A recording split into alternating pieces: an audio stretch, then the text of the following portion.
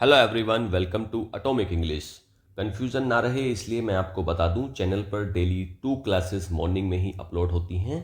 First class होती है आपकी एडिटोरियल की। देखो, 2 क्लास होती हैं और पहली ही क्लास होती है आपकी एडिटोरियल की, जिससे आपको काफ़ी सारे बेनिफिट्स मिलते हैं, जिसमें रीडिंग का पार्ट आपका कवर हो जाता है। उसके अलावा कॉम्प्रहेंशन के जो क्वेश्चंस होते हैं वो क्लियर हो जाते हैं। लास्ट में मैं क्या करता हूँ, उसके कुछ एमसीक्यूज़ बनाता हूँ जो कि अनसीन पैसेज में आपको काम आते हैं। उसके अलावा यहाँ पर आपको ग्रामर के भी कॉन्सेप्ट्स यहाँ पर मिल जाते हैं। तो ये 3-4 कॉन्सेप्ट इसमें एडिटोरियल वाली क्लास में काफ़ी कंप्लीट हो जाते हैं, जो कि एग्ज़ाम पॉइंट ऑफ व्यू से बहुत ही अच्छी प्रैक्टिस है। सेकेंड क्लास आपकी होती है वोकैब की। ठीक है, उसके अंदर मैं क्या करता हूँ, कुछ इंपॉर्टेंट वर्ड्स। अच्छा, जो एडिटोरियल होता है ना, उसमें स्टार्टिंग में आपको इंपॉर्टेंट वर्ड्स भी आपको देखने को मिलते हैं, जिससे कि फिर एडिटोरियल आसानी से समझ में आ जाता है। वोकैब की स्टार्टिंग में जो वोकैब की क्लास है, उसमें आपको सबसे पहले तो वर्ड्स ही देखने को मिलते हैं इंपॉर्टेंट, जो आज एडिटोरियल में आए हैं। सेकंड, आपको देखने को मिलेंगे उसमें ईडियम्स। उसके बाद मैं उसमें रखता हूँ फ्रेजल वर्ब्स। ठीक है, फ्रेजल वर्ब्स भी आपको उसमें देखने को मिलते हैं। देन उसके अंदर आपको वन वर्ड सब्सटीट्यूशन भी आपको देखने को मिलते हैं। वन वर्ड सब्सटीट्यूशन, ठीक है। तो ये एक कंप्लीट प्रैक्टिस हो जाती है वोकैब की। इससे आपका ना सारा पूरा जितना भी वोकैब का पोर्शन है एक साथ कवर हो जाता है। और लास्ट में इस क्लास में बहुत इंपॉर्टेंस ये है कि इस क्लास के लास्ट में ये जितने भी मैंने आपको वर्ड्स, ईडियम्स, फ्रेजल वर्ब्स और वन वर्ड सब्सटीट्यूशन कराए हैं, इनकी मैं लास्ट में करवाता हूँ प्रैक्टिस। तो प्रैक्टिस से आपका क्या होता है, ये सारे वर्ड्स क्लास में ही आपको रट जाते हैं और परमानेंटली याद हो जाते हैं। जो क्वेश्चंस हैं उनको मैंने इतने ट्रिकी तरीके से उनको डिज़ाइन किया है, और मैं इस तरीके से सारी चीज़ों को एक्सप्लेन करता हूँ, इनके idioms, phrasal verbs, one word substitution और एंटोनिम सिनोनिम्स को, कि वो आपको बिल्कुल परमानेंटली याद हो जाते हैं क्लास को लेते लेते। तो उसमें ज़्यादा आपको एफर्ट्स नहीं करने होते हैं। बस आप क्लास देख लीजिए, लास्ट में क्वेश्चंस की प्रैक्टिस को लगा कर जाइए, बस हो गया आपका, वो कंप्लीट हो जाता है फिर। ठीक है, चलिए आगे बढ़ते हैं। और चैनल पर अगर नए हैं तो सब्सक्राइब करिएगा इसको अभी। एक बात और मैं बतानी भूल गई, यहाँ पर पीडीएफ आपको, देखो इस क्लास का आप बेनिफिट्स कैसे ले सकते हो। पीडीएफ आपको इसकी टेलीग्राम में मिल जाएगी। टेलीग्राम का लिंक डिस्क्रिप्शन में अवेलेबल है, वहाँ से आप पीडीएफ डाउनलोड करिएगा। उसको आप पूरी पीडीएफ को एक बार अपने आप पढ़िएगा। उसमें आपको सारी चीज़ें मिलेंगी, वर्ड्स मिल जाएंगे। ठीक है, words, idioms, phrasal verbs, one word substitution, ये सारे मिलेंगे। उसके बाद एडिटोरियल एनालिसिस वाला जो पार्ट है, वो पूरा एडिटोरियल आपको एज इट इज़ रखा हुआ मिलेगा। उसको पढ़िएगा, उसकी रीडिंग करिएगा। उसके जो कॉम्प्रिहेंशन के बाद में मैंने एमसीक्यूज बनाए हैं, उनको अपने आप अटैम्प्ट करिएगा। ग्रामर के क्वेश्चन है उनको अपने आप अटैम्प्ट करिएगा, तो वो आपकी प्रैक्टिस हो जाएगी। और लास्ट में फिर वो जो मैंने इसके प्रैक्टिस वोकैब वाली प्रैक्टिस वाले क्वेश्चंस बनाए हैं, 20-25 के आसपास वो क्वेश्चंस रहते हैं, उनको भी आप अटैम्प्ट करिएगा। तो ये सारा जब आप अटैम्प्ट करते हो तो ये पूरा एक आपका क्वेश्चन पेपर फॉर्म में हो गया। तो आप डेली एक पेपर को सोल्व कर रहे हो, तो आप खुद नहीं सोचो कि आपकी प्रैक्टिस किस लेवल तक पहुंच जाएगी। कुछ ही महीनों में, कुछ ही महीनों में आपको लगने लगेगा कि भाई ठीक है, इंग्लिश आ रही है अभी। ठीक है, चलिए ये प्रैक्टिस करिएगा। और सब्सक्राइब तो चैनल को अभी कर लीजिए, अगर अभी तक नए हैं तो सब्सक्राइब करिएगा। जिन्होंने कर रखा है वो बेल आइकन प्रेस करें, जिससे कि नोटिफिकेशन उनको टाइम पर मिले। ओके, चलिए फिर शुरू करते हैं। और आज का पहला वर्ड है ह्यूमिलेटिंग। ये होता है एक एडजेक्टिव। इसका मतलब होता है अपमानजनक, कॉजिंग शेम और लॉस ऑफ डिग्निटी। सेंटेंस में यूज देखते हैं। कोई ऐसी चीज़ है जो काफ़ी ज़्यादा शर्मनाक है, काफ़ी ज़्यादा अपमानजनक है, उसी को बोलते हैं humiliating. Losing the city to the rebels was a humiliating defeat for the government. City को लूज करना, कोई सिटी उसने लूज कर दी है गवर्नमेंट ने, टू द रेबल्स, और रेबल्स ने उसको अपने कब्जे में ले लिया है सिटी को। वॉज अ ह्यूमिलेटिंग डिफीट, तो गवर्नमेंट के लिए कैसी डिफीट है, डिफीट होता है हार, तो ये गवर्नमेंट के लिए कैसी हार है, ह्यूमिलेटिंग है, काफ़ी ज़्यादा अपमानजनक है। सिनोनिम्स देख लेते हैं। डिग्रेडिंग है, एम्ब्रेसिंग है, शेमफुल है। अच्छा, एक तरफ तो कोई चीज़ अपमानजनक है, काफ़ी ज़्यादा डिग्रेडिंग है, एम्ब्रेसिंग है, शर्मनाक है, लेकिन दूसरी तरफ ऑनरेबल है, काफ़ी आदर्शपूर्ण है, काफ़ी ज़्यादा इज्जत वाली कोई चीज़ है। तो इसका उल्टा एंटोनियम हो जाता है ऑनरेबल, रेस्पेक्टेबल या फिर डिग्निफाइड। आज की क्लास थोड़ी सी लेट अपलोड हो रही है, क्योंकि मैं अभी थोड़ा ना, मेरे तबीयत ठीक नहीं है, अब अंडर द वेदर, इस करके फिर ये क्लास थोड़ा सा लेट चल रही है। अभी भी मैं अच्छा फील नहीं कर रहा हूँ, बट हार्डली मैं मैनेज कर रहा हूँ और क्लास को बना रहा हूँ आपके लिए। चलिए अगला देखते हैं, सेटबैक। ये होता है एक नाउन। इसका मतलब होता है झटका या फिर रुकावट। सेटबैक, सेटबैक का मतलब होता है रुकावट, परेशानी। आ रिवर्सल और ऑब्स्टिकल दैट स्लोज प्रोग्रेस। कोई एक ऐसा रिवर्सल या ऑब्स्टिकल है, कोई एक बीच का रोड़ा है जो प्रोग्रेस को स्लो कर देता है, उसी को बोलते हैं setback. The loss of territory was a major setback for the military forces. जो टेरिटरी का लॉस हुआ, मतलब कोई एक टेरिटरी थी, कोई एक एरिया था, उसको हार गई है मिलिट्री फोर्स, तो वो क्या है, उसके लिए एक मेजर सेटबैक है, एक बहुत बड़ी रुकावट है, परेशानी है। ऑब्स्टेकल होना, हिंड्रेंस होना या फिर डिफीट होना, हार्ड को भी बोल देते हैं इसका सिनोनियम। तो 3 इसके सिनोनियम्स हो जाते हैं, ऑब्स्टेकल, हिंड्रेंस और डिफीट। अच्छा, एक तरफ तो भाई ऑब्स्टेकल हो रहा है, रोका जा रहा है चीज़ों को, हिंड्रेंस क्रिएट करी जा रही है, बीच में उसको रोका जा रहा है, डिफीट हो रही है, लेकिन दूसरी तरफ प्रोग्रेस है, मतलब आप उन्नति कर रहे हो, सक्सेस मिल रही है आपको, ब्रेक थ्रू हो रहा है। तो 3 इसके एंटोनियम्स हो जाएंगे, प्रोग्रेस, सक्सेस और ब्रेक थ्रू। अगला है क्रश। क्रश मैंने पिछली 4-5 दिन पहले की क्लास में भी आपको बताया है। वर्ब होती है ये, इसका मतलब होता है कुचल देना। टू सप्रेस और डिफीट कंप्लीटली, किसी चीज़ को आप सप्रेस कर दे रहे हो, दबा दे रहे हो, या डिफीट कर दे रहे हो कंप्लीटली, उसी को बोलते हैं क्रश करना। The government vowed to crush the rebellion with full force. Government ने क्या करा है कि वो क्रश कर देगी रेबेलियन ग्रुप को, किससे, विद फुल फोर्स, अपनी पूरी ताकत के साथ गवर्नमेंट कह रही है कि हम क्रश कर देंगे रिबेलियन, जो ये विरोध हुआ है, विद्रोह शुरू हुआ है, उसको हम दबा देंगे। सप्रेस करना, डिफीट करना, सबड्यू कर देना, ये 3 इसके सिनोनिम्स हो जाते हैं। अच्छा, एक तरफ तो आप सप्रेस कर रहे हो, दबा रहे हो चीज़ों को, लेकिन दूसरी तरफ आप एनकरेज कर रहे हो, सपोर्ट कर रहे हो, उसको बिल्ड कर रहे हो, ठीक है, बना रहे हो उसको। तो इसका उल्टा एंटोनियम्स हो जाता है, एनकरेज करना, सपोर्ट करना या फिर बिल्ड करना। अगला होता है, वर्ड है अगला, विग्रस। ये होता है एक एडजेक्टिव, इसका मतलब होता है जोशीला, शक्तिशाली। स्ट्रॉन्ग को बोलते हैं विग्रस। एनर्जेटिक होता है कोई चीज़ काफ़ी ज़्यादा फोर्सफुल होती है, उसी को बोल देते हैं vigorous. The army launched a vigorous counter attack to regain control. Army ने क्या लॉन्च करा है, एक विग्रस काउंटर अटैक, दोबारा से, मतलब उसने रिटेलिएट करा है आर्मी ने, टू रीगेन कंट्रोल। जो उसने कंट्रोल खो दिया था जो आर्मी ने, उसको रीगेन करने के लिए, दोबारा से पाने के लिए, उसने करा है एक विग्रस काउंटर अटैक। काफ़ी ज़्यादा जोशीला, काफ़ी ज़्यादा भारी भरकम एक काउंटर अटैक उसने किया है। एनर्जेटिक होना, फोर्सफुल होना या रोबस्ट होना। रोबस्ट इसका बड़ा अच्छा सिनोनियम है, इसको मार्क करिएगा। तो एनर्जेटिक, फोर्सफुल और रोबस्ट। अच्छा, एक तरफ तो काफ़ी ज़्यादा जोशीली चीज़ है, स्ट्रॉन्ग है, एनर्जेटिक है, फोर्सफुल है, लेकिन दूसरी तरफ वीक है, कमज़ोर है। तो इसका उल्टा एंटोनियम हो जाता है वीक होना, फीबल होना या फिर स्लगिश होना। तो तीनों इसके एंटोनियम्स हो जाते हैं, इनको याद कर लो। मैसेकर। मैसेकर होता है एक नाउन, इसका मतलब होता है नरसंहार, the brutal killing of many people. बहुत सारे लोगों का एक साथ किलिंग कर देना ब्रूटल तरीके से, उसको बोलते हैं massacre. The massacre of thousands during the conflict shocked the world. Massacre हुआ है 1000, मतलब हजारों लोगों का मैसेकर हुआ है ड्यूरिंग द कन्फ्लिक्ट, उसके युद्ध के बीच में। तो उसने क्या कर दिया है, शॉक द वर्ल्ड, वर्ल्ड को शॉक कर दिया है। स्लॉटर, स्लॉटर करना मतलब कत्ल कर देना। ब्लड शेड हो जाना मतलब कत्लेआम हो जाना। कार्नेज, ये 3 इसके सिनोनिम्स हो जाते हैं। कार्नेज को मार्क करो और स्लॉटर को मार्क करो, ये अच्छे हैं। अच्छा, एक तरफ तो हो रहा है नरसंहार, कत्लेआम हो रहा है, ब्लड शेड हो रहा है, कार्नेज हो रहा है, लेकिन दूसरी तरफ रेस्क्यू कर रहे हैं, मतलब बचाव हो रहा है, बचा रहे हैं। तो इसका उल्टा एंटोनियम हो जाता है रेस्क्यू करना, प्रोटेक्शन करना और सेफ्टी करना।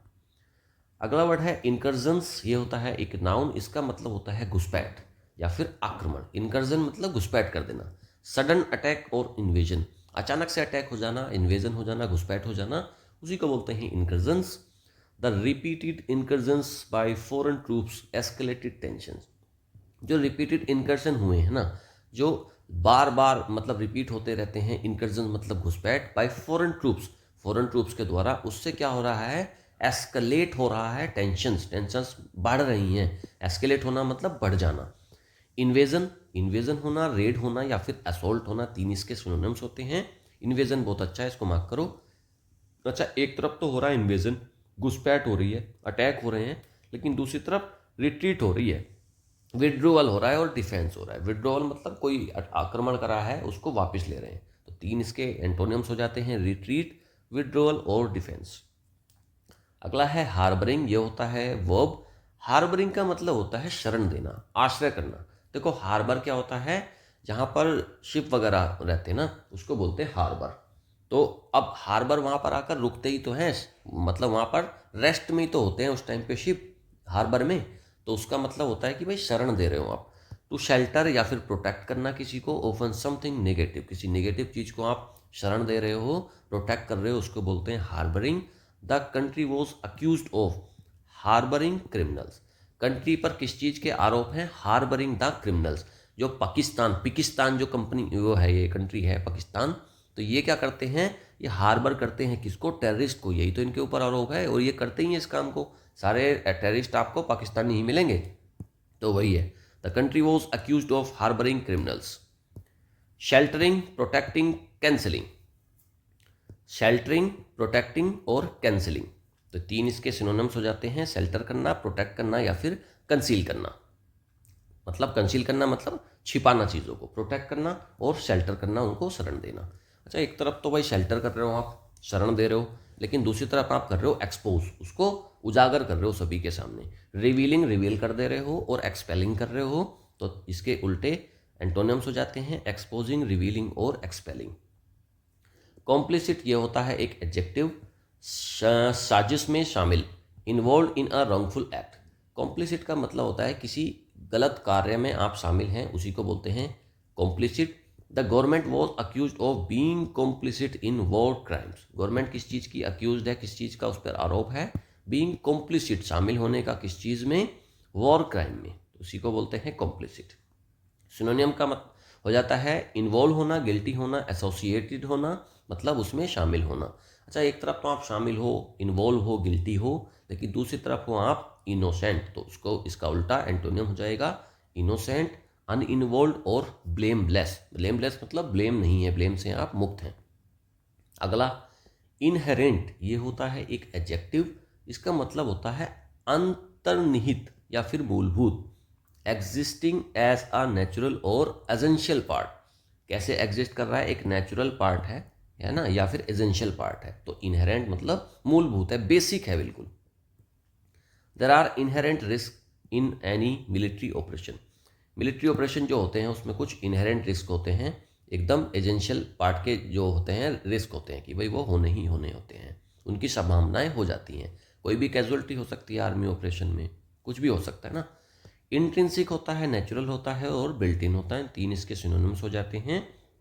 अच्छा, एक तरफ तो आपके अंदर इनबिल्ट है कोई चीज़, लेकिन दूसरी तरफ आपने करा है एक्वायर, एक्सटर्नल है, सुपरफिशियल है, तीन इसके एंटोनिम्स हो जाते हैं एक्वायर्ड, एक्सटर्नल और सुपरफिशियल। आगे अगला है वल्नरेबिलिटी, ये होता है एक नाउन, इसका मतलब होता है असुरक्षा या फिर दुर्बलता, तो इसको बोलते हैं वल्नरेबिलिटी। आप कमज़ोर हैं, कमज़ोरी को ही बोल देते हैं vulnerability. The state of being open to harm और अटैक, इतना एक ऐसी दशा है जिसमें आपको कोई हार्म पहुंचा सकता है या फिर आपके ऊपर कोई भी अटैक कर सकता है, उसको बोलते हैं vulnerability. The regions vulnerability to attacks has increased. जो वल्नरेबिलिटी है ना, जो अटैक की रीजन की जो वल्नरेबिलिटी है, उसकी जो कमजोरी है, टू अटैक्स हैज़ इंक्रीज, उसके ऊपर बढ़ गया है। वीकनेस है, एक्सपोजर है, ससेप्टिबिलिटी है, तीन इसके सिनोनिम्स हो जाते हैं। ससेप्टिबिलिटी को मार्क करो, ये काफ़ी अच्छा है। अच्छा, एक तरफ तो भाई असुरक्षा है, आप कमज़ोर हो, वीकनेस है, लेकिन दूसरी तरफ सिक्योरिटी है, सिक्योरिटी है मतलब सुरक्षा है। स्ट्रेंथ है आपके अंदर, इम्यूनिटी, इम्यूनिटी होती है लड़ने की ताकत, तो उसी को बोलते हैं इम्यूनिटी। हमारी जो बॉडी की इम्यूनिटी पावर होती है वो भी तो यही होती है कि हम जो हमारी जो बॉडी है वो रोगों से कैसे लड़ रही है, तो लड़ने की ताकत को, उस रिटेलिएट करने की पावर को बोलते हैं इम्यूनिटी। अगला है टेस्टामेंट, ये होता है एक नाउन, इसका मतलब होता है प्रमाण या फिर साक्ष्य। प्रूफ और एविडेंस ऑफ समथिंग, किसी चीज़ का एविडेंस है, प्रमाण है, प्रूफ है, उसी को बोलते हैं testament. His bravery was a testament, उसकी जो बहादुरी थी वो क्या थी? वो प्रमाण थी, टेस्टामेंट थी टू हिज डेडिकेशन, उसके डेडिकेशन को। एविडेंस होना, प्रूफ होना, विटनेस होना, तीन इसके सिनोनिम्स हो जाते हैं। अच्छा, एक तरफ तो भाई एविडेंस है, प्रूफ मिल रहे हैं, लेकिन दूसरी तरफ कॉन्ट्राडिक्शन है, चीज़ें विरोधाभास में हैं। डिनायल है, मना करा जा रहा है किसी चीज़ को, रिफ्यूटेशन है, रिफ्यूट करा जा रहा है, तो तीन इसके एंटोनिम्स हो जाते हैं। रिफ्यूटेशन को मार्क करो, बहुत अच्छा है ये। कॉन्ट्राडिक्शन भी ठीक है, इसको भी मार्क कर लो। एडिटोरियल एनालिसिस करते हैं, चलिए। आज के एडिटोरियल का टाइटल है क्राइसिस इन कोंगो। कोंगो एक देश है, उसमें क्राइसिस हो गए हैं। On the Democratic Republic of the Congo and rebels, democratic Republic of Congo इसमें और रेबल्स, वहाँ पर कुछ रेबल्स आ गए हैं, विद्रोही आ गए हैं, देश के अंदर से ही होते हैं ये रेबल्स। देखो रेबल्स होते हैं हमेशा देश के अंदर के ही लोग होते हैं, वो बस रेबल कर रहे हैं, विद्रोह कर रहे हैं, तो उसी को बोलते थे रेबल्स। तो इन दोनों के बीच में संघर्ष हो रहा है, उसके ऊपर ही बेस्ड है आज का एडिटोरियल। फॉर पीस, पीस के लिए the country should take Tutsis into confidence. Peace के लिए कंट्री को क्या करना चाहिए, टुत्सीज हैं एक ग्रुप है, उसको कॉन्फिडेंस में लेना चाहिए, उनको विश्वास में लेना चाहिए। चलिए, the Democratic Republic of the Congo is no stranger to civil conflicts. जो डेमोक्रेटिक रिपब्लिक ऑफ कोंगो है ना, ये जो देश है, ये स्ट्रेंजर नहीं है, ये अनजान नहीं है कन्फ्लिक्ट से। मतलब यहाँ पर कन्फ्लिक्ट, झगड़े चलते रहते हैं, काफ़ी झगड़े यहाँ पर चलते रहते हैं, राइट्स होते रहते हैं। But the latest advances made by M23, ये ग्रुप है M23, इनके द्वारा एक लेटेस्ट एडवांसेज हुए हैं, मतलब द्वारा से दंगे शुरू हुए हैं। और रेबेल कोalition, तो M23 क्या है, एक रिबेल का कोalition है, मतलब विद्रोहियों का एक ग्रुप है, इकट्ठा हो गए हैं वो। Capturing the mineral rich city of Goma, उन्होंने गोमा सिटी को कैप्चर कर लिया है, जो कि एक मिनरल रिच सिटी है, वहाँ पर काफ़ी ज़्यादा मिनरल्स पाए जाते हैं। Is a humiliating setback for the Congolese government, और ये क्या है, कोंगोलीज गवर्नमेंट के लिए एक ह्यूमिलेटिंग, काफ़ी शर्मनाक सेटबैक, मतलब परेशानी की बात है। Which had vowed to crush the rebellion in the east, और जो किसके लिए, देखो विच किसके लिए आया है, कोंगोलीज गवर्नमेंट के लिए आया है, कि जो ये कोंगोलीज गवर्नमेंट है ना, ये इसने क्या करा था, इसने करा था, वचनबद्ध है ये, इसने क्या करा था कि भाई हम क्रश करेंगे, दबा देंगे, कुचल देंगे रिबेलियंस को इन द ईस्ट में। M23 which takes its name from a failed peace agreement signed between a Tutsi-led rebel group and the Congolese government on March 23, 2009। M23 जो है, इसका नाम कहाँ से आया है, इसका नाम, इसने जो नाम लिया है वो कहाँ से लिया है, एक फेल्ड पीस एग्रीमेंट जो किनके बीच में हुआ था, टुत्सी लेड रेबल ग्रुप के बीच में हुआ था, और कोंगोलीज गवर्नमेंट के बीच में, जो कोंगो की गवर्नमेंट है उसके बीच में हुआ था, मार्च 23, 2009 में। क्लेम्स, ये क्या क्लेम करता है, M23 के लिए आ रहा है क्लेम्स, क्योंकि M23 सिंगुलर है, इसी के लिए फिर इसने क्लेम्स बोला है। तो M23 जो है, ये जो ग्रुप है, ये जो रेबेलियन ग्रुप है, ये क्या क्लेम करता है, it is fighting to protect the rights of Congo's Tutsi ethnic minority. ये कह रहे हैं कि हम जो फाइट कर रहे हैं ना, वो इसके लिए फाइट कर रहे हैं, टू प्रोटेक्ट द राइट्स। हम जो कोंगो टुत्सी एथनिक ग्रुप है ना, एक माइनॉरिटी है वहाँ पर, टुत्सी एथनिक, ठीक है, तो उसके जो राइट्स हैं उनको प्रोटेक्ट करने के लिए फाइट कर रहे हैं, ऐसा वो बोल रहे हैं M23 जो ग्रुप है। Congo and the UN experts, Congo और UN के जो एक्सपर्ट्स हैं से वो क्या कह रहे हैं, नेबरिंग रवांडा, जो साथ में रवांडा देश है, ruled by a Tutsi led government, जो कि एक टुत्सी लेड गवर्नमेंट के द्वारा जिसको जो रन करा जा रहा है, रूल करा जा रहा है, इज बैकिंग M23। ये कह रहे हैं कि रवांडा इसको M23 को सपोर्ट कर रहा है, बैक कर रहा है उसकी। इन 2012 में, shortly after it was founded, M23 seized much of Goma. देखो 12 में, shortly after it was founded, M23 जैसे ही बनने के कुछ ही समय के बाद उसने सीज कर लिया, उसने कब्जे में ले लिया गोमा, काफ़ी ज़्यादा गोमा का पार्ट उसने, गोमा सिटी का अपने कब्जे में ले लिया। But it withdrew as Rwanda came under international pressure, लेकिन इन्होंने फिर बाद में वापस ले लिया, क्योंकि रवांडा प्रेशर में आ गया था, इंटरनेशनल जो कम्युनिटी हैं वहाँ से प्रेशर आया, और फिर रवांडा प्रेशर में आ गया, तो उसके बाद इन्होंने कर लिया उसको विड्रॉ M23 ने। There was a short spell of calmness with M23 rebels agreeing to join the Congolese army in return for state protection for the Tutsis. एक थोड़ी सी वहाँ पर क्या आई है, कामनेस आई थी विद M23 रेबल्स, जो M23 रेबल्स थे उन्होंने क्या करा था भाई, वो एग्री कर गए थे ज्वाइन करने के लिए कोंगोलीज आर्मी को, इन रिटर्न फॉर द, किस चीज़ के बदले में वो वापस करने के लिए वो एग्री कर गए थे, for state protection for the Tutsis के स्टेट प्रोटेक्शन देगा उस चीज़ पर, फिर ये एग्री करके उनको वापस कर लिया था उन्होंने। बट इन 21, लेकिन 21 में क्या हुआ, the group took up arms again, इस ग्रुप ने M23 ने फिर से हथियार उठा लिए, and started the latest spell of fighting, और फिर उन्होंने फिर से जो अभी लेटेस्ट फाइटिंग चल रही है वो उन्होंने स्टार्ट कर दिया। After Goma fell last week, Paul Kagame, Rwanda's president, called for a ceasefire but with little impact. अभी देखो, अभी क्या हुआ, जो अभी लास्ट वीक जो ये गोमा, उसमें जो ये विद्रोह शुरू हुआ दोबारा से, पोल कगामे जो वहाँ के राष्ट्रपति हैं रवांडा के, उन्होंने एक सीज फायर को बुलाया कि भाई सीज फायर कर देते हैं, बट विद लिटिल इम्पैक्ट, लेकिन उसका ज़्यादा इम्पैक्ट हुआ नहीं। Congo on the other side, दूसरी साइड कोंगो, देखो दो देश हो गए ना, एक तो रवांडा हो गया फिर एक कोंगो हो गया। ऑन द अदर साइड, दूसरी साइड में क्या हुआ, has termed the fall of Goma a declaration of war and वोड अ विगरस मिलिट्री रिस्पॉन्स। और कोंगो ने क्या करा दूसरी साइड में, उसने कर दिया कि भाई फॉल ऑफ गोमा, गोमा का फॉल डिक्लेयर करा, एक डिक्लेरेशन ऑफ वॉर कि अब हम वॉर करेंगे, ये युद्ध है। एंड वोड अ विगरस मिलिट्री रिस्पॉन्स, और उन्होंने क्या कहा कि हम एक बहुत बड़ा मिलिट्री रेस्पॉन्स, एक भीषण मिलिट्री रेस्पॉन्स देंगे। The crisis in Congo can be traced to the Rwandan genocide in 1994 in which about 8 lakh people, mostly Tutsis, were massacred by ethnic Hutu militias। देखो ये जो क्राइसिस हो रहे हैं ना, इनको आप पीछे जाओ थोड़ा सा। कैन बी ट्रेस्ड, इनका कैसे पता लगाते हो आप, कि जो रवांडन जेनोसाइड हुआ था 1994 में, रवांडन जेनोसाइड हुआ था इन विच, जिसमें 8 लाख लोग, 8 लाख पीपल, मोस्टली टुत्सीज, और ये ज़्यादातर जो हैं ये टुत्सीज थे, जो आज ये माइनॉरिटी हैं, उनके 8 लाख लोगों को वर मैसेकर्ड, उनका कत्लेआम कर दिया गया था बाय एथनिक हुटू मिलिशियाज। वहाँ के कुछ एथनिक हुटू मिलिशियाज हैं, उन्होंने उनको कत्लेआम कर दिया था, 8 लाख लोगों को एक साथ मार दिया था।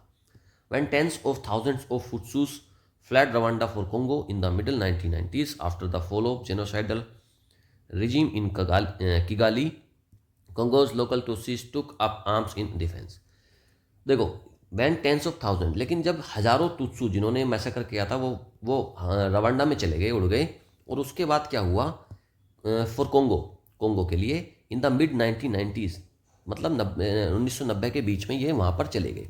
After the fall of genocidal regime in Kigali में एक जेनोसाइडल रिजीम था, उसके फॉल के बाद ये वहाँ पर चले गए। कोंगोस लोकल टुत्सीज, अब जो कोंगो के जो लोकल टुत्सी थे जिनका कत्लेआम हुआ था, टू कम आर्म्स, अब उन्होंने आर्म्स हथियार उठा लिए इन सेल्फ डिफेंस, अपने सेल्फ डिफेंस में। Rwanda has made military इंकर्जन्स into Congo in the past. Rwanda Congo में क्या करता रहा है, घुसपैठ करता रहा है in the past, accusing it of harboring those who were complicit in the genocide। और वो उसने मिलिट्री इनकर्शन कोंगो में करे हैं पास्ट में, accusing, और accuse करते हैं क्या, it of harboring those who were complicit in the genocide। और वो क्या उन पर आरोप होते हैं कि भाई ये हार्बर करते हैं, वो वर कॉम्प्लिसिट, जो शामिल थे किस चीज़ में, जेनोसाइड में। Today's Rwanda is much stronger then what it was in 12। आज का जो रवांडा है वो काफ़ी ज़्यादा मजबूत है 2012 की रवांडा से। मिस्टर कगामे जो वहाँ के प्रेसिडेंट हैं, फॉर्मर गुरिल्ला लीडर, वो एक फॉर्मर गुरिल्ला लीडर है। फॉर गुरिल्ला होती है एक टेक्निक होती है, एक युद्ध की टेक्निक होती है गुरिल्ला टेक्निक, तो उसके वो लीडर थे। हैज़ मॉडर्नाइज द इकोनॉमी, उन्होंने इकोनॉमी को मॉडर्नाइज करा है, एंड बिल्ड, और बनाया है अ डिसिप्लिन्ड मिलिट्री, एक काफ़ी डिसिप्लिन मिलिट्री उन्होंने बनाई है। Rwanda has also developed close ties with western countries, और रवांडा ने क्या कर लिया है, काफ़ी ज़्यादा क्लोज टाइज मतलब संबंध, काफ़ी अच्छे संबंध उसने वेस्ट की कंट्रीज़ के साथ में बना लिए हैं। Who see mister Kagame as a force of stability in an unstable region as well as a major contributor of forces to UN missions. जो वेस्ट की कंट्रीज़ हैं, यूएस वगैरह, वो रवांडा को कैसे देखते हैं, मिस्टर कगामे को वो कैसे देखते हैं, as a force of stability, कि भाई ये जो अनस्टेबल रीजन है ना, जहाँ पर लगातार विद्रोह होते थे, तो वहाँ पर वो उसको देखते हैं कि स्टेबिलिटी के रूप में मिस्टर कगामे जो प्रेसिडेंट है उनको, एज वेल एज, और कैसे देखते हैं, अब major contributor to forces to UN mission, UN mission पर जो फोर्सेस जाती हैं उनका एक बड़ा कंट्रीब्यूटर उसको देखते हैं वो। So unlike in 12, mister Kagame seems to be making his moves from a position of strength this time. तो 2012 की तरह नहीं, उसके अलावा, उसके विपरीत कगामे क्या देख रहे हैं, seems to be making this his moves from a position of strength this time, इस बार वो स्ट्रेंथ के साथ में काम करेंगे। The conflict has exposed Congo's inherent vulnerabilities and Rwanda's insecurities and ambitions. ये जो कन्फ्लिक्ट हुआ है, इसने क्या एक्सपोज करा है कि कोंगो की जो इनहेरेंट वल्नरेबिलिटी है, उसकी जो वीकनेस है कोंगो की, वो इसने दर्शाई है, और रवांडा की इनसिक्योरिटीज और एम्बिशंस को इसने दर्शाया है। But it is also a testament to the unresolved ethnic anxieties of the region 30 years after the genocide was brought to an end। लेकिन क्या है कि ये सबूत है किस चीज़ का, the unresolved ethnic anxieties of the region. ये इस चीज़ का सबूत है कि जो यहाँ पर जो रीजन में जो एंग्जाइटीज़ है ना, एथनिक एंग्जाइटीज़, वो आज भी अनरिजोल्व है, उनका आज भी सोल्यूशन नहीं हुआ है। 30 years after the genocidal was brought to an end. वो जो कत्लेआम होता है 8 लाख लोगों का, उसके 30 साल के बाद भी चीज़ें आज भी वहाँ पर अनरिजोल्व हैं, आज भी वहाँ पर कोई भी सहमति नहीं है, वहाँ पर पीस नहीं है। वो चीज़ इसमें इसका प्रूफ है। ये जो कॉन्फ्लिक्ट हुई है, इससे साबित हो जाता है कि वहाँ पर आज भी चीज़ें शांत नहीं हुई हैं। The international community should push mister Kagame to rein in the rebels. देखो, जो इंटरनेशनल कम्युनिटी है ना, यूएन की वगैरह हैं और जो अमेरिका है, ये सारी जितनी भी इंटरनेशनल कम्युनिटी हैं, इनको क्या करना चाहिए? शुड पुश करना चाहिए, मतलब जोर देना चाहिए किस पर? मिस्टर कगामे जो प्रेसिडेंट हैं, to rein in the rebels को दबाने के लिए, उनकी जो विद्रोही हैं उनको दबाने के लिए मिस्टर कगामे को पुश करना चाहिए, फोर्स करना चाहिए। Congo should also realise that for the long term peace, Congo को क्या रियलाइज करना चाहिए कि अगर अब उसको लॉन्ग टर्म पीस चाहिए, कोंगो को अगर लॉन्ग टर्म पीस चाहिए तो उसको रियलाइज करना चाहिए it should take action against the genocidal linked groups that operate from its soil. कि भाई ये जो जेनोसाइडल लिंक्ड ग्रुप्स है ना, ये जो जिन्होंने कत्लेआम करा है, ये जो ग्रुप्स हैं जो आपकी सोइल से ऑपरेट कर रहे हैं, तो उनको आप एक्शन लो, स्ट्रिक्ट एक्शन लो उनके खिलाफ आप, and take the Tutsi minorities for whom the memories of the massacre are still fresh into confidence। और जो टुत्सी माइनॉरिटीज हैं उनको आप कॉन्फिडेंस में लो, जिनकी memories of the massacre are still fresh. तो भाई उनका तो कत्लेआम हुआ ना, तो उनकी मेमोरी में तो ये चीज़ें आज भी हैं। आज क्या, आज से 50 साल बाद भी उनकी मेमोरी में रहेंगी, क्योंकि उनका कत्लेआम हुआ है, उनके अपनों को मारा गया है। तो भाई उनके जो मेमोरीज में आज भी जो मैसेकर चल रहा है, उसको भाई आप कॉन्फिडेंस में लो, उस कम्युनिटी को, उस माइनॉरिटी को, टुत्सी को आप कॉन्फिडेंस में ले लो। तो ये कंप्लीट होता है हमारा आज का एडिटोरियल। चलिए अब देख लेते हैं कुछ एमसीक्यूज। पूछ रहा है कि भाई why is Rwanda in a stronger position now compared to 2012 के मुकाबले आज रवांडा मजबूत क्यों है? It has received greater support from the African Union, कोई जिक्र इस तरीके का नहीं आया। It has built a disciplined military and strengthened ties with western countries. हाँ यही होगा। देखो उसने अपनी डिसिप्लिन मिलिट्री बना दी है और उसके बाद उनके जो संबंध हैं वो वेस्टर्न कंट्रीज़ के साथ में अच्छे हो गए हैं। बी ऑप्शन इसका करेक्ट हो जाएगा। अगले ऑप्शन देख लो, वैसे तो गलत ही हैं ये। The Congolese government has weaken significantly, कोई मतलब नहीं है। United Nations have recognize Rwanda's regional claims, नहीं, कोई जिक्र नहीं है इन बातों का। What does the editorial suggest as a long-term solution for Congo? Congo के लिए एक लॉन्ग टर्म सॉल्यूशन क्या हो सकता है? इस एडिटोरियल में क्या सजेस्ट करा गया है? स्ट्रेंथन करें मिलिट्री प्रेजेंस इन गोना, नहीं, गोमा में वो उसको करने का कोई मतलब नहीं है। टेकिंग एक्शन अगेंस्ट जेनोसाइडल, देखो लास्ट में दिया था ना ये कि भाई आप एक एक्शन लो अच्छे से। देखो taking action against the genocidal link groups that operate from its soil and take the, ये इस वाली माइनॉरिटी को, टुत्सी माइनॉरिटी को कॉन्फिडेंस में लेना है, तो वही होगा ना। Taking action against the genocidal linked group, उनके साथ आप कड़े एक्शन लो, and building trust with Tutsi minorities, तो बी ऑप्शन करेक्ट हो जाएगा। आगे, what does the conflict between M23 and the Congolese government highlight? इनके बीच में जो ये हो रही है कन्फ्लिक्ट, इससे क्या हाईलाइट हो रहा है भाई? Growing instability in Africa due to resource, नहीं, कोई जिक्र नहीं है इस तरीके का। The power struggle between western and African nation, power struggle तो ऐसा कुछ नजर नहीं आ रहा है इसमें। वेस्ट और अफ्रीका के बीच में तो कुछ नहीं, वेस्ट तो अपने आप में है ही powerful. The increasing involvement of the UN in regional conflict, नहीं, कोई उसका इन्वॉल्वमेंट ऐसा नजर नहीं आया। बी ऑप्शन देखो, the unresolved ethnic tensions in the region since the 1994 genocide, आज भी जो वहाँ पर चीज़ें अनरिजोल्व हैं वो हमारे सामने आई हैं इस वाली कॉन्फ्लिक्ट को लेकर, तो बी ऑप्शन इसका करेक्ट हो जाएगा। चलिए अब ग्रामर के क्वेश्चंस करते हैं। वर्ब को आइडेंटिफाई करना है, इनमें से जो वर्ब आएगी उसको आपको भरना है। The latest advances made by M23, be की फॉर्म बननी है इज, बी होता है इज एम आर या फिर वाज वर। बी की फॉर्म कौन कौन सी होती हैं? इज एम आर और वाज वर। तो इसमें बनना है इनमें से कोई एक। A humiliating setback for the Congolese government, कह रहा है कि एक जो लेटेस्ट एडवांसेस है ना मेड बाय M23, वो इसमें कौन से आएंगे? देखो इज आएगा, वॉज आएगा या हैज़ बीन आएगा, पहले ये देख लो। देखो इसमें सब्जेक्ट देखो ना पहले क्या है, लेटेस्ट एडवांसेस, ये है ना एडवांसेस, ये क्या हो गया प्लूरल, मेड बाय M23, जो कि M23 के द्वारा बनाए गए हैं। तो एडवांसेस मतलब प्लूरल, इज नहीं आएगा, वॉज नहीं आएगा और हैज़ भी नहीं आएगा, क्योंकि सिंगुलर ही नहीं है, प्लूरल है तो प्लूरल लेगा, बी ऑप्शन करेक्ट हो जाएगा। Convert the following into passive में बनाना है। कोंगोलीज गवर्नमेंट हैज़ वोड अ विगरस, हैज़ वोड को इसको पूरा एक सब्जेक्ट ले लो, वो सॉरी वर्ब ले लो, अ विगरस मिलिट्री रिस्पॉन्स। देखो मैंने बताया आपको पैसिव में कैसे आप चेंज करते हो, जिसका ऑब्जेक्ट है ना उसको आप पहले सब्जेक्ट बनाओ, तो ये ऑब्जेक्ट है अ विग्रस मिलिट्री रेस्पॉन्स।